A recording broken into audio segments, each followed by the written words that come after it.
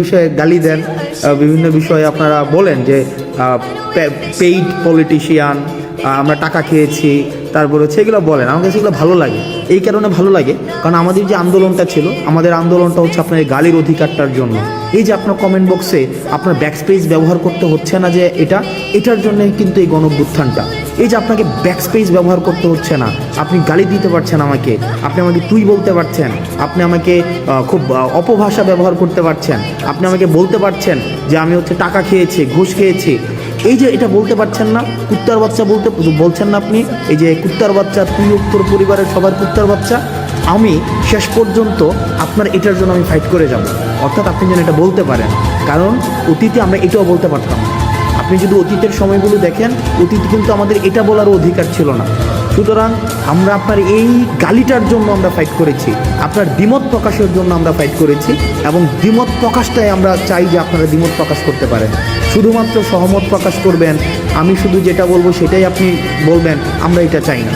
আপনার যেটা মত, সেই মতামতটা হচ্ছে আপনি যেন ঠিকভাবে প্রকাশ করতে পারেন, আমরা সেটার জন্যই হচ্ছে আমরা ফাইট করেছি। এবং আমাদের এই আন্দোলনটা অব্যাহত থাকবে, আমাদের সংগ্রামটা অব্যাহত থাকবে। কারণ আপনি যদি এই সংগ্রামটা অব্যাহত না রাখেন, তাহলে আপনাকে মিউট করে দেওয়া হবে। আপনি যে গালি দিচ্ছেন এখন স্বাধীনভাবে, আপনার মাথার মধ্যে কিন্তু এই চিন্তা নাই যে আপনাকে ডিজিটাল সিকিউরিটি অ্যাক্টে আপনাকে ধরে ফেলবে। এটার জন্যই ছিল আমাদের আন্দোলন। আপনি স্বাধীনভাবে গালি দেওয়ার স্বাধীনতা পেয়েছেন, আপনার স্বাধীনতার জন্য, এই গালি দেওয়ার জন্য আমরা হচ্ছে ফাইট করব, সংগ্রাম করব, যেন আপনি স্বাধীনভাবে গালিটা দিতে পারেন।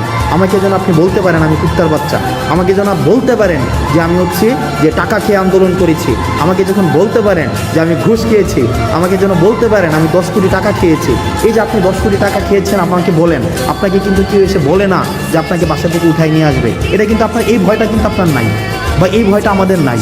এই যে ভয়টা নাই, এটার জন্যই হচ্ছে আমাদের এই যে সংগ্রামের সফলতা।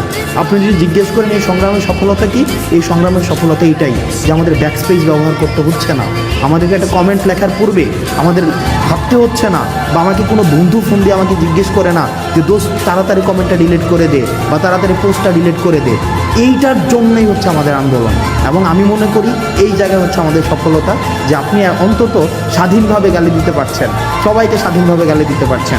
কিন্তু আমরা একটা জায়গায়